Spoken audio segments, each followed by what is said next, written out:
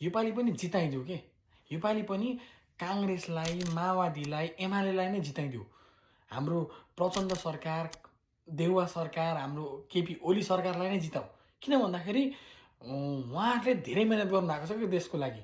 उहाँहरूले देश बनाउनलाई जति मेहनत गर्नुभएको छ नि त्यति मेहनत अरू कसैले पनि गरेको छैन यो देश बनाउनको लागि।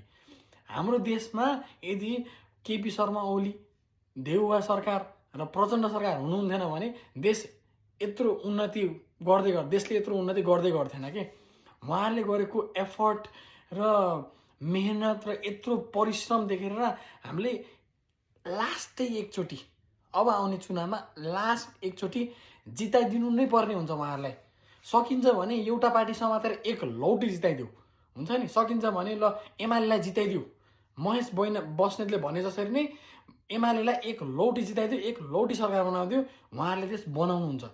किन भन्दाखेरि उहाँहरू छन् धेर जसरी हाम्रो देउवा सरकार, एमाले सरकार, हाम्रो के अरे एमालेको केपी सरकार र प्रचण्ड सरकार हुन् धेर सबैका गोजिया पैसा थिए, चिने जानेका मान्छेमा।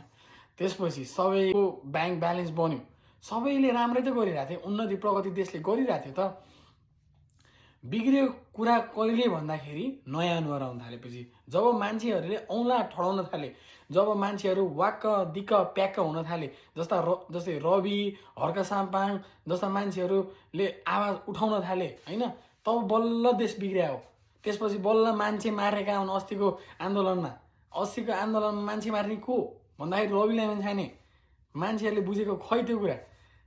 केपी ओली भगाए मान्छे मर्थे, उनलाई त कहाँ थाहा थियो र? उन त को थिए र? उन न त पोस्टमा थिए न पोजिसनमा थिए। नेपालकै सबैभन्दा ठुलो पोजिसनमा त रवि लामी जान्थे, उनको पर्मिसनले गर्दा मरे हुन् मान्छेले बुझाएको खै। अझै पनि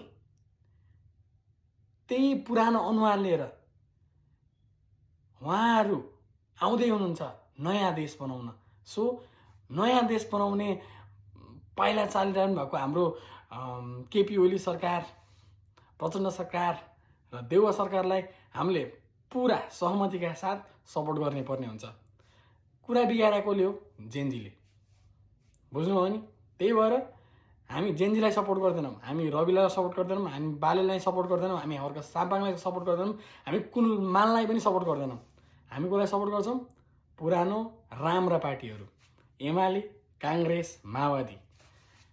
फेरि चान्स दिन्छौँ हामी, अन्तिम चान्स योपालि चाहिँ।